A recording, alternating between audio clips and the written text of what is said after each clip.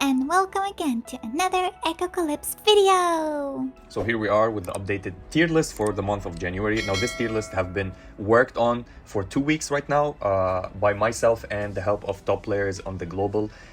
We've been doing testing. We maxed every single unit and tested many comps and many synergies, and this tier list is by these professionals that will give you every detail that you need and will explain why they picked them here, and I'll be explaining everything else throughout the video. So here we are. First we're gonna start at the SS rank, and right off, Levia, still one of the most broken units in the game, the best buffer in the game. She shines perfectly when you start giving her stars at 5 stars exactly, because she's gonna get the radiance and buff your team, and she's gonna refresh it every time she does her ultimate again. Now at 7 stars she becomes broken completely, but the good thing about her is not only because of her 5 star or 7 star. The good thing about her is because she gives you energy recovery on the battlefield, on the other lineups, on different rows. Plus she will give you, if you go to the leisure center and give her more gifts and she unlocks her passive, she will be giving everybody on the lineup or beside her. So if the right and the left and the one behind her or the one in front of her, they will get crit rate, which is really hard to obtain in this game. There's no many units that does that. You have Pampan that does that, but she requires a 7-star investment, so she give it. This is a mini buff of crit rate that Levia does just by simply giving her some gifts, which is absolutely fantastic. This is why she works at 0 stars. She gives you energy, she gives you crit rate, which is really important. Now the second broken support in the game, now she's not the best buffer, not the best healer, but she does buffs and she heals, kinda heals. She rewinds time actually and save your units from dying or going below 50% HP. So whenever your lineup drops below 50% HP, any unit, if she has tails on her and she starts and if you augment her to 6, she will get 9, and augmentation is something that you can do as free-to-play. Myself as free-to-play, I have 4 or 5 right now at augment 6. It means it's possible to make them all and utilize them like that. So she will get 9 tails, and this will be a game changer for you. So she saves a unit when they drops below 50%, get them back up to 60% HP and continue the fight, and the other supports will give them shields or heal them. Plus, if somebody retreats or dies, she will get them back 1 time per battle. She uses that. Absolutely a monster unit. Plus, if you go and give her more gifts in the leisure center, she will have this 50%. If she drops below 50% HP, she will buff the frontline units that you have with crit resistance and block, which is pretty much amazing, because block, who capitalize on it? It's Griff. If you're playing Griff on your front line, she will be gaining more blocks. She will trigger her counter attacks more and more. Now, talking about Griff, let's get Griff. And now Griff is the most broken DPS unit in the game as a carry. She can literally one-shot anybody from using 0 stars. These units, the 3 of them, you can use them at 0 stars. They don't need any investment except their augmentation. This will be the best thing that you can do, and you can do it as free to play. Of course, having them on higher stars, which means it will help you a lot more. So if you missed any of them in this event, anytime an event will happen, make sure to have at least one copy of them so you can summon them in the advanced role. Now Griff, the good thing about her is the true damage. As I said before, the true damage is absolutely insane, and it's one of the damages that goes through shields and immunities and everything else. So Griff does pure damage, and the true damage that she does is according to her max HP. So you want to build her on an HP set and put her on the front line. She can tank because she has block rate, and when she does her ultimate, she gains radiance. Another radiance, not the same as Levia, different type of radiance. This radiance will give her block rate, and when she blocks an attack, she can counter attack, also dealing the normal attack, which is through damage according to her max HP. So you don't need to bother and build her on max attack, because she gains attacks a lot. Plus, if you go to leisure center and build her passive, which is the atheism, she will gain even crit attack damage or attack buff until the end of the battle, which is one of the greatest buffs in the game actually for a carry. This is how broken she is. She's a must-have. At least she's still available right now. Try to get her 1 copy. There is still 1 or 2 days left. Don't forget about Griff. Now the second the other supports that we're going to be talking about, which is Audrey. Now Audrey, she's still a top tier unit support just because she heals the backline, she buffs them. Her augment 6 will give her more survivability and will buff your lineup with attack. She will buff everybody by 20% attack for 2 rounds, which is absolutely crazy when she drops below 50% HP. Plus she gives you energy recovery, which is amazing for a unit to have, and you can have her from the start of the game. You will have her banner up with the Kiki banner if you start on a new server. Now another unit which is absolutely crazy, which is Aiken. Aiken is still until now one of the best carries in the game because of the AoE damage she does, because she gains rage on her own, because she gains on augment 6 60% crit damage, 60% crit rate, which is absolutely fantastic at 0 stars also. Now the best way to go with her, she's a lower investment than the others. She doesn't need 5 stars, she needs 3 stars, so she can do her ultimate again, but with a little bit more damage, not as much as the first impact, which is still really amazing. Me, I have her at 1 star, so I don't have the double tap for her. I still do incredible damage after I augment her to 6. Absolutely crazy unit. You need to keep her in your mind. Now, of course, Pan will stay one of the top units in the game, specifically for the buffs and debuffs and the defensive mechanism that she has. She has the biggest shields that she can give your teammates. Plus, if you get her to 7 stars, which is the hardest investment for any of the units in the double S category, at 7 stars, she will give you a crit rate buff whenever you have the burst shield that she gives you. It means most likely you're gonna have the crit rate up all the time. Plus, with the Levia crit rate buff, it will be insane for your carries, especially for Griff, especially for Aiken, which is absolutely crazy. When you build her up on stars more and more, she will give you, she will reduce the debuffs from 1 to 2. So you're not gonna be having debuffs. She will cleanse you from debuffs or reflect them, the ones that the opponent apply on you. Whatever the debuffs are, blind, freeze, stun, silence, or whatever it is, burn. This is a great utility actually. Plus, you will gain control immunity. Control immunity also, 2 control immunity, not only 1. This is when you build her up on stars. When you start without her, as 0 stars, she will be granting you only 1 control immunity. So you're not gonna be silenced, stunned, blinded, or frozen. These are the immunities that we have right now in the game. Plus, also, she can reflect the mummies. So if you're playing against Wadjet and she gives, on the same row, if you have a unit with you, she can counter Wadjet with that functionality. So Vivi is another shielder in the game and a good buffer, a defensive buffer. If there was no Pan, I would put Vivi instead of Pan up there. But Pan is the better version of a shielder and defensive and offensive buffer. Vivi is a great unit. Her passive will grant shields to all allies by a certain percent of her HP at the start of the battle. Her auto attack also, or her first skill, will grant a shield for the lowest HP target on your lineup, which is really good and protective. And her ultimate, she will hit 3 random enemies, and she will increase the damage reduction for the allies that are at less of the 50% HP, and plus grant 3 allies, if you invest in her, shields if they have low HP. Her ultimate is basically increasing damage reduction for the lowest HP units, or 3 lowest HP units on your lineup, which will give them more survivability. That's how crazy she is. Plus, the most important thing about her and why she's highly recommended, she's an energy battery, as well as like Audrey, as like Levia. When you go to the leisure center and give her more gifts, she will be having 2 random units on different rows. She will give them energy recovery by 2, which is absolutely fantastic.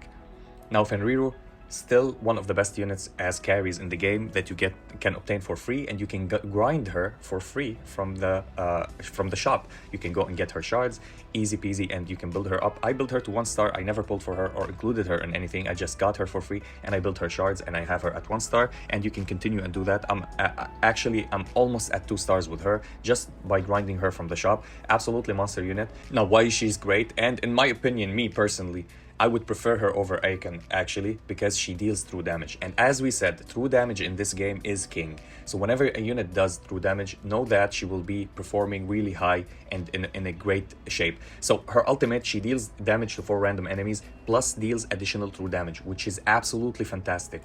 And at 7 stars, she becomes an explosive unit because she can stack her true damage more and more, and up to 5 times. Plus, she will increase her hit rate, so it will be impossible for her to miss. This is where you need your units. The best defense in this game is dodge, and the best offense is hit. This is how you want to build these units, and she has a hit rate which is crazy actually on her.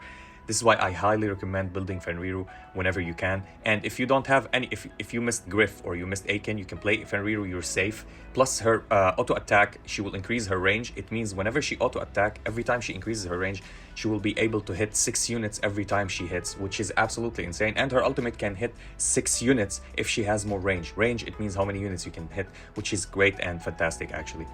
Now, a surprise for me, while I was discussing with the top players, everybody built Wadjet. Every single one of them built Wadjet. They use Wadjet, especially in PvP and cage fights. They change 1 unit, they drop Wadjet, and they stop the enemies, which is, I didn't know that this was their tactic. Actually, I knew that Wadjet was so good. I didn't know that it was used. I've been talking to many players. They always told me Wadjet is 1 unit that just increase their chances and define their gameplay. And they use it in Abyss mode, in the Abyss dive. They use it in every event. They use it just to CC the enemies when they try to go and for higher ranks. No, what she does, this is the most important thing that you need to do. Two things that she does, which is absolutely crazy. One, she mummifies the 3 targets on the lineup, and an additional 1 if you star her more up, so she can mummify 4 units. These 4 units, if you invest on her on 3 stars or higher, they will attack their own lineup, which is crazy. Plus, she increases the durations of the debuffs that you apply on the enemies for 1 entire round, which has made her one of the main core or unit with the fire team, actually, that made them look very, very nice. Now, another support, which is the best healer right now, as full heals, only heals. Nothing else except heals in the game. So why is she high on here? We have Dina, of course. I'll be speaking about Dina later. Nephthys is one unit that can go and become an absolute carry in the late game. She can absolutely shut down a unit, kill a unit with the highest HP. So what she does is, when you get her to 7 stars and she overheals, this overheal, some of it will translate into damage and goes into the highest HP unit on the enemy lineup, which can 100% sometimes can kill a unit from 100% to 0, which is absolutely crazy. I've seen some clips, it was so funny actually, with Nephthys killing units because of her healing, because she overheals crazy in the late game, especially if you give her the right gears, which is really great. And heals can crit, so your heal, if you build her on crit rate and crit damage, her heals can go insane, absolutely insane, which is things that I didn't know about and I knew about now, and now this is how I'm giving you the tier list, a very honest tier list. Now Rayon, still the queen of $5. She's a queen of $5.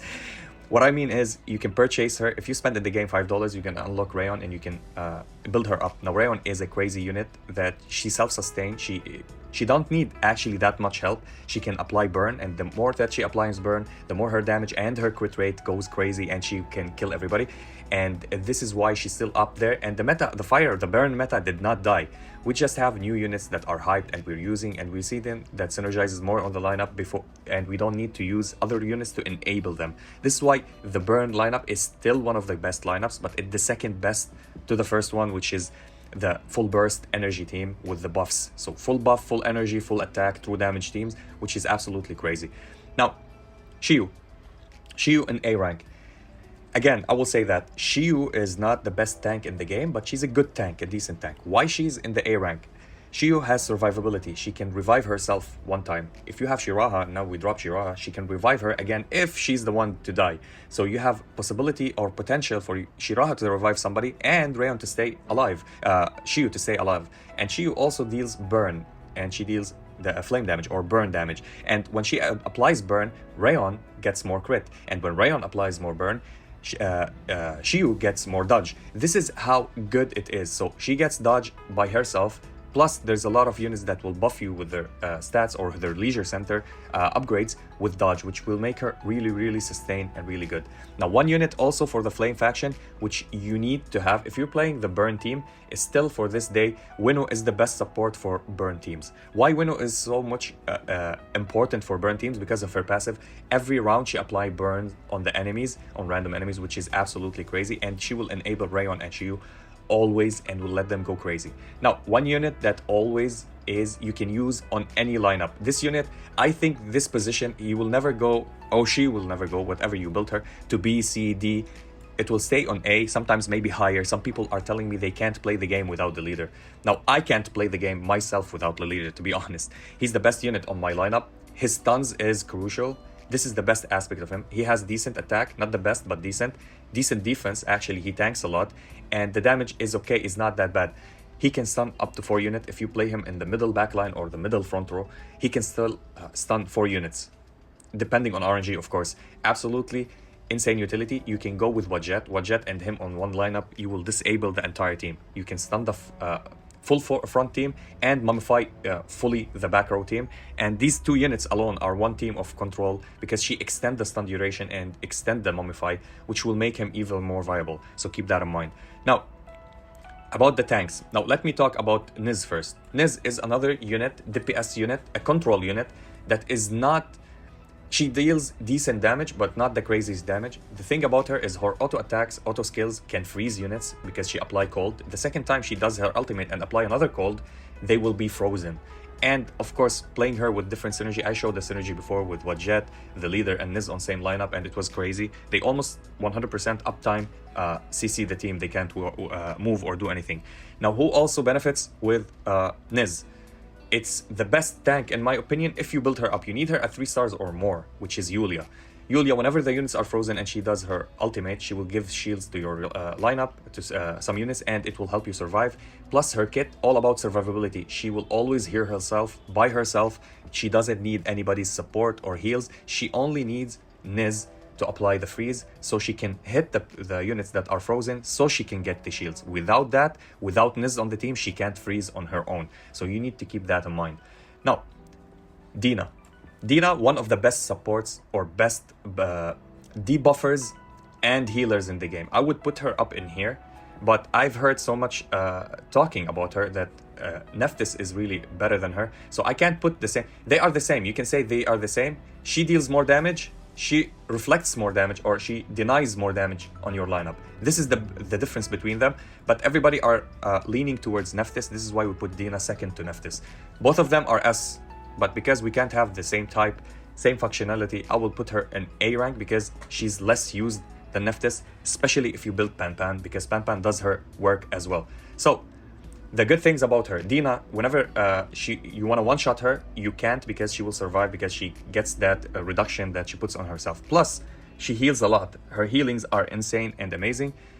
Plus, she can remove debuffs on your lineup. She can break the freeze. She can break the silence, the blind. Plus, she can remove burn, armor break, etc., which will make her crazy. Her heals amounts are absolutely insane and phenomenal. Now, talking about A ranks, the last A rank that we have, because still we're running fire, I wanted to demote her, and with the discussion with us and the pro players, Ferentia really does good damage, and she's one of the units that they count on for the flame runs or the flame burn teams with Rayon, Winnow, and Shiu. Still until now, one of the good characters. She does decent damage, and she's consistent with the burn. She's more consistent than Rayon and Shiu with her burns. Ultimately, she will cast her ultimate and she will burn everybody like 100%.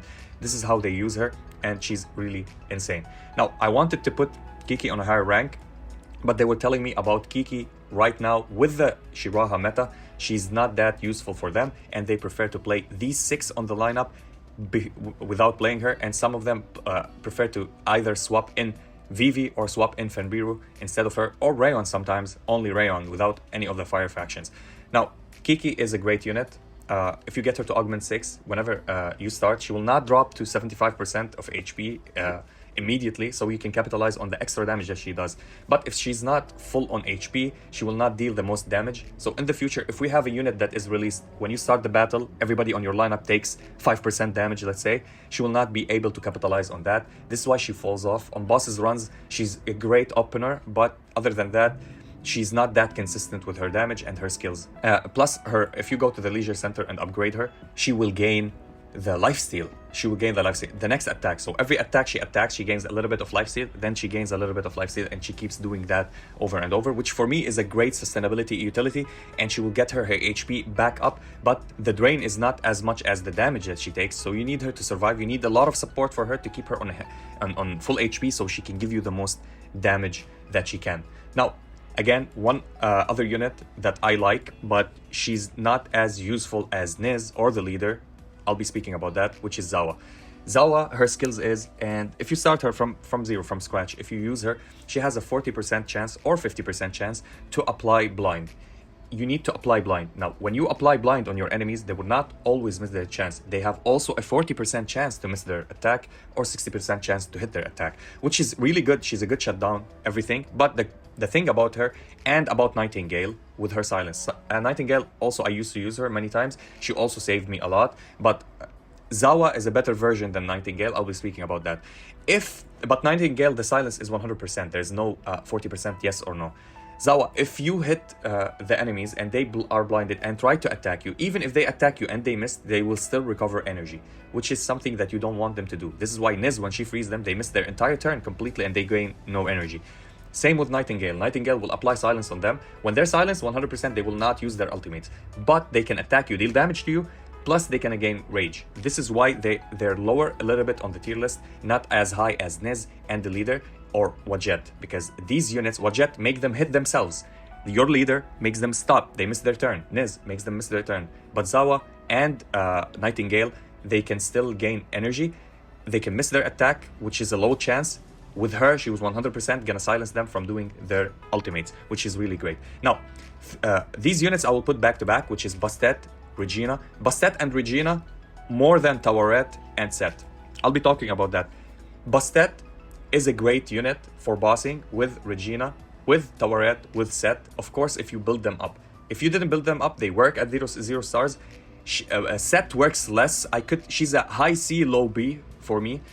The thing is with Bastet, if she gets attacked, or she attacks, she applies armor break, which is absolutely crazy. Regina, absolutely crazy damage, and she can destroy their rage bars. She can remove rage, one rage at least, from their bar. Plus, she can put expertise, she can reduce rage, and when she dies, she reduces rage as well. And if you give her more gifts, she will have the pierce, which goes through shields, which is absolutely good for a unit.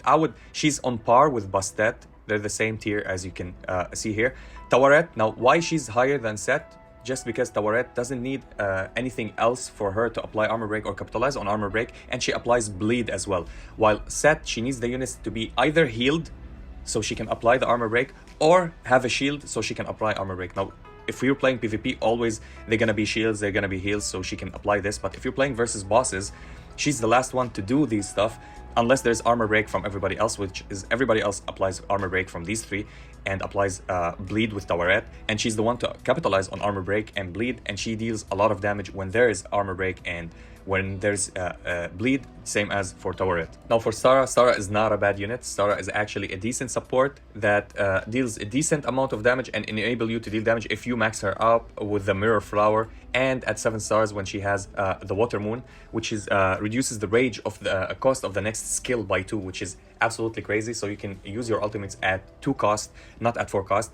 The thing about her is her passive will buff your crit rate and crit damage for 1 round at the start of the fight, and that's it. She's a little bit squishy. She doesn't offer that much.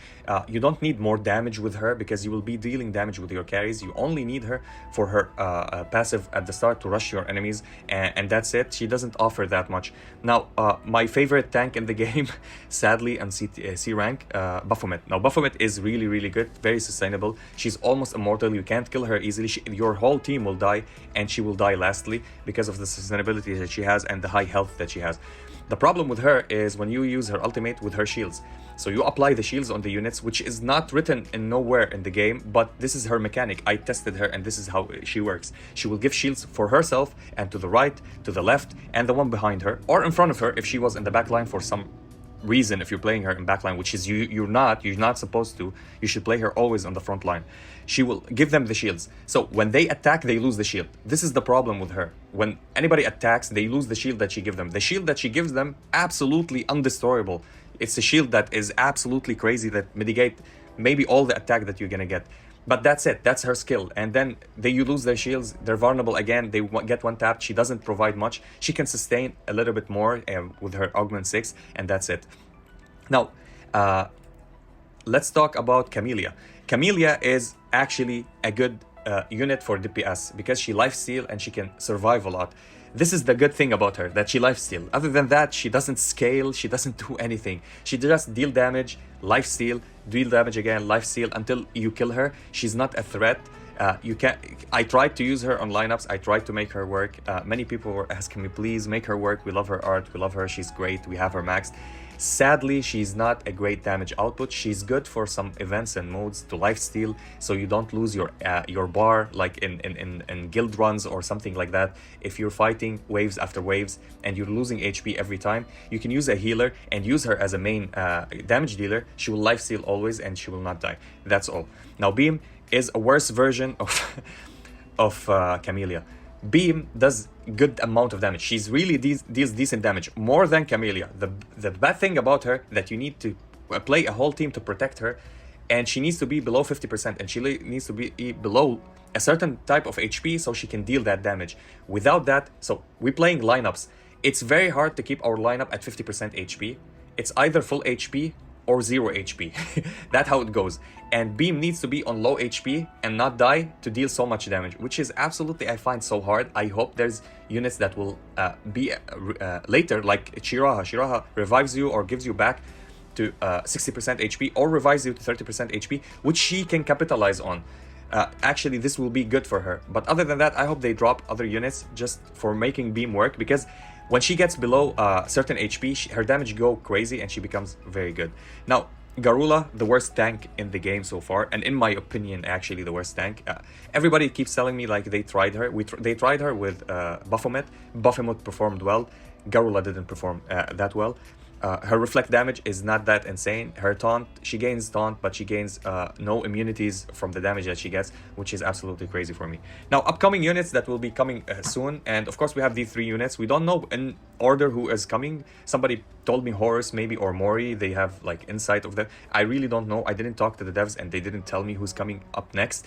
Horus is an absolutely armor break monster unit for bossing, especially on lineup. You can use her on your main lineup. She will enable Bastet and Regina. You'll see Bastet and Regina and Horus played a lot when Horus get released, because they complete each other and they complement each other. She's really a great unit. I don't know if they're gonna change her, just like they changed Aiken, they changed Levia, they changed many things, some skills of Shiraha. But this is I'm highly anticipating her. She will be one of the top units actually in S or A. So hopefully we're gonna know that soon. Mori is also another unit, a single target unit. In this game, she's a single target unit, and she's an assassin. She hits backlines, and hopefully that this is how they're gonna introduce her to us, just like the other versions. She's a really good unit for versus bossing of her single target damage. She drops off later. Griff is better, of course, and she becomes a or B on the tier list, but I hope they make her better so we can utilize her and use her more. Guinevere is a broken kinda immortal unit. She cheats death like 3 or 4 times or 5 times, maybe more, with her passive, with her ultimate, with her auto attack, something like that. She gives shields. She's a pseudo tank.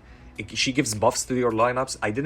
I don't know her skills 100%. I know that she cheats death. She can't go under certain HP. You can't rush her or kill her immediately. When she comes, she will make a high noise. She will be 100% in the SS broken tier list.